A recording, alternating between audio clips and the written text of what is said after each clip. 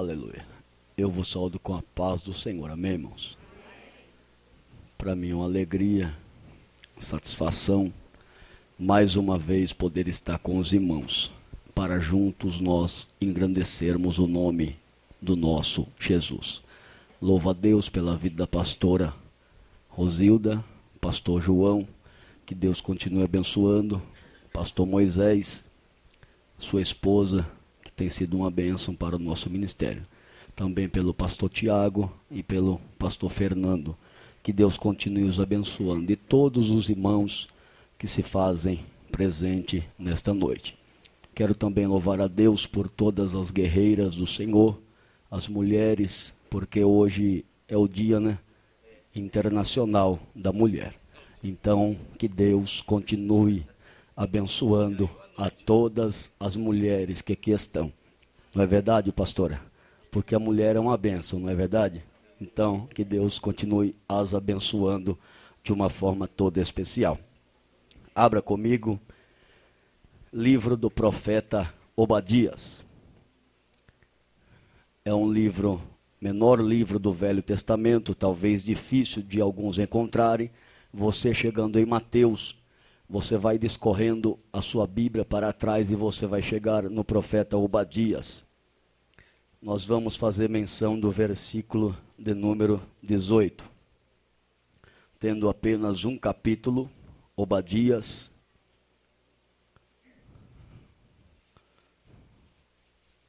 nos diz assim a Bíblia Sagrada: a casa de Jacó será fogo, a casa de José chama, e a casa de Esaú palha, e aqueles que se acenderam contra eles e os consumiram, não haverá sobrevivente da casa de Esaú. O Senhor o disse. Quem pode dizer amém? Repita comigo assim: casa de Jacó, casa de Esaú, quem é você? Este é o tema da minha mensagem nesta noite. Casa de Jacó, casa de Esaú, quem é você? Pode tomar o teu assento, meu querido, dando glórias ao nome do Senhor. Queridos e amados, temos nesta noite em mãos um texto maravilhoso da palavra de Deus. Quando eu abro a palavra de Deus no livro do profeta Obadias, livro este, pastor Moisés, muito pouco pregado, muito pouco lido pelos leitores e pelos pregadores da palavra de Deus.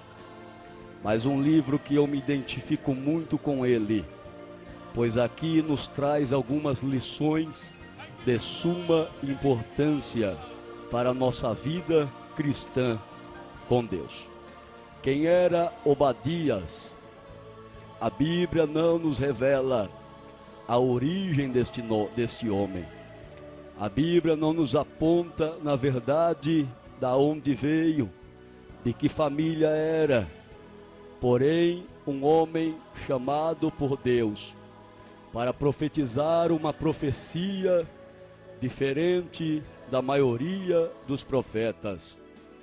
Pois todas as vezes que Deus levantava um profeta para profetizar a sua palavra, ora era profetizada para a nação de Judá, ora era profetizada para a nação de Israel.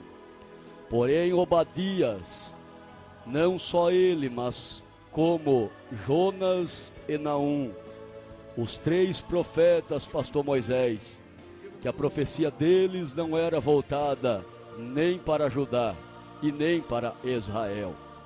E agora Deus levanta este homem, por nome de Obadias, cujo nome significa servo do Senhor, ou adorador de Yahvé.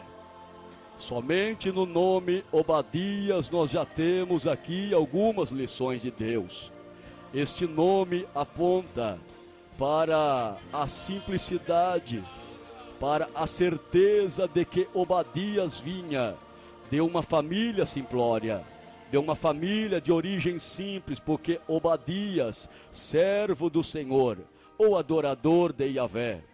Na verdade, o nome Obadias aponta para um homem, pastor Moisés, que tinha um compromisso com Deus, que tinha algo com Deus. O nome Obadias aponta para um homem, pastor João, que tinha um contato com Deus, aquele que adora a Deus. Obadias, ele adorava a Deus e trabalhava para Deus. Agora Deus levanta este homem, pastora, por nome de Obadias, para profetizar para uma nação conhecido como os Edomitas. Quem eram os Edomitas? Edomitas eram um povo que não temia a Deus. Os Edomitas eram um povo que não sujeitavam-se a Deus, mesmo que eles vinham de uma linhagem de um homem que havia alguns parâmetros na sua família, um homem por nome de Esaú, porque os Edomitas eram descendentes de Esaú, irmão de Jacó.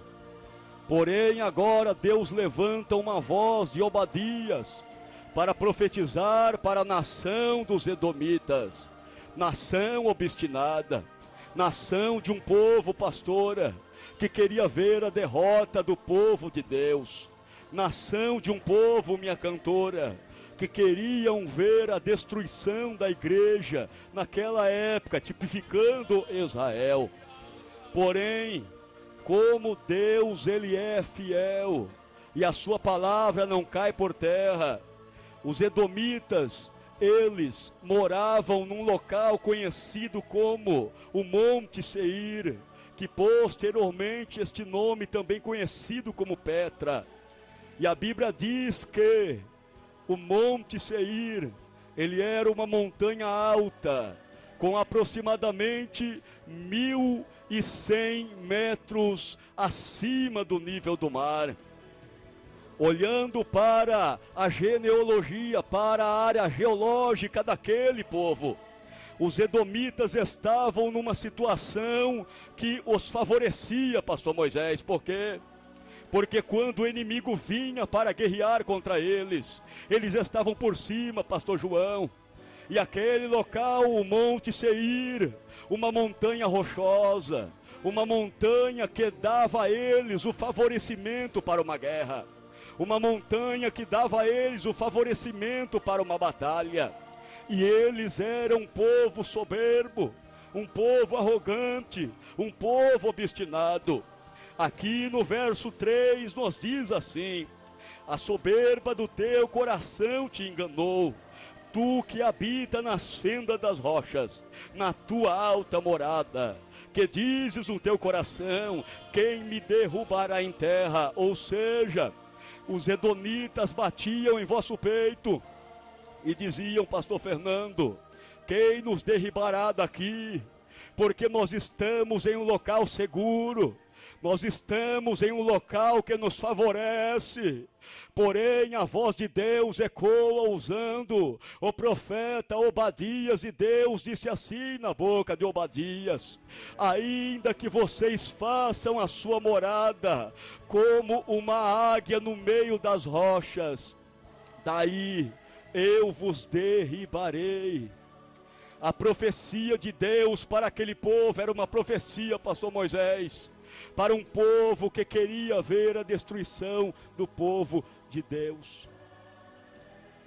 E a história nos diz que Jerusalém havia sido cercada por Nabucodonosor, rei da Babilônia. E agora Jerusalém havia sido destruída por Nabucodonosor, e o povo levado cativo à Babilônia. Porém, o povo edomita não tinha força contra Israel. Porém, eles torciam para a Babilônia. Eles torciam, pastora, para que Babilônia invadisse Jerusalém, destruísse Jerusalém, porque eles não tinham força de si próprio, mas eles queriam que Babilônia invadisse, e isto aconteceu.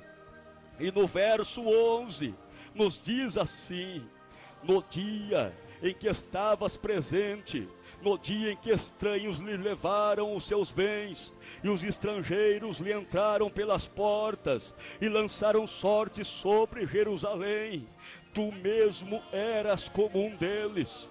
Aqui Deus usando Obadias, falando para edomitas: olha, quando Babilônia entrou em Jerusalém, quando Babilônia invadiu Jerusalém, vocês eram como eles. Não eram vocês que estavam lá, mas para mim era como se fosse vocês. Deus estava dizendo para aquele povo que o julgamento deles viriam. Deus estava dizendo àquele povo que a hora deles chegaria. E o povo de Deus foi levado cativo à Babilônia.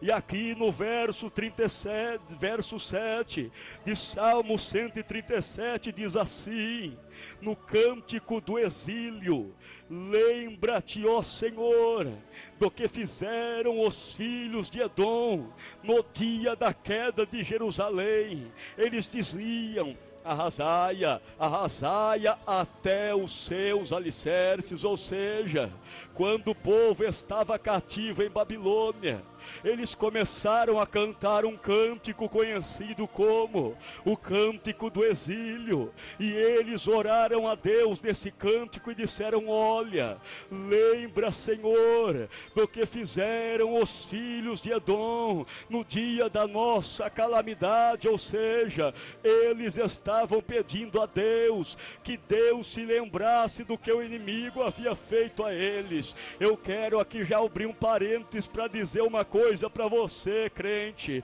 Aleluias, o que fazem para você, o que atacam você, pastor João, um dia Deus irá requerer isto, porque tudo está no memorial de Deus. Nada passa de Deus, nada passa por Deus. Olha, pregador, você não sabe o que fizeram comigo, me humilharam, me maltrataram, me arrasaram. Fica tranquilo, querido, nem que ainda que você não deseje isto, mas a recompensa de Deus virá para o malfeitor. Urabachurabacandarai. Este era o povo de Edom, os edonitas, aqueles que queriam destruir o povo de Deus. Porém, nós lemos aqui no versículo de número 18 de Obadias, aonde diz: a casa de Jacó será fogo, e a casa de Esaú será palha. Como eu já disse aqui no início, Esaú foi quem deu origem aos edonitas. Os edonitas vieram da linhagem de Esaú, irmão de Jacó. Quando eu abro a palavra de Deus no livro do Gênesis, no capítulo de número 25, eu encontro aqui um texto que nos narra a biografia de Jacó e de Esaú.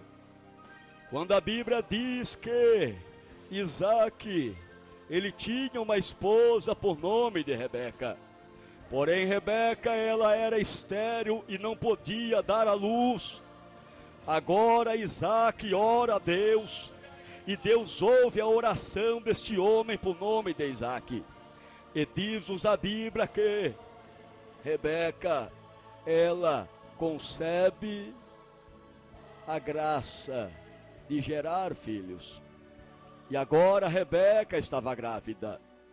Porém, um certo dia, Rebeca estava, quem sabe, na sua casa, e ela sente que alguma coisa diferente estava acontecendo, pastor João, porque a gravidez de Rebeca não era comum, a gravidez de Rebeca não era normal como uma mulher qualquer. E agora Rebeca vai orar a Deus e perguntar a Deus o que estava acontecendo.